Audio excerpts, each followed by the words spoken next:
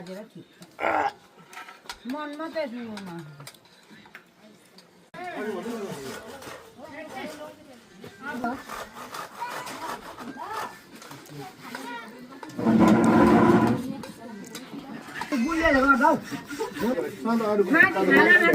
ए हामी माथि उयो गर्दै थियौँ नि त डेक्ची ड्राइभर त्यहाँ धुँदै थियो नि त भोलि फेरि ऊ 4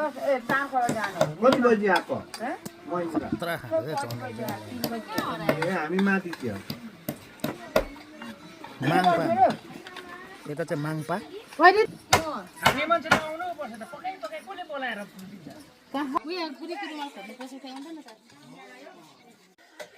भाइ साथी हो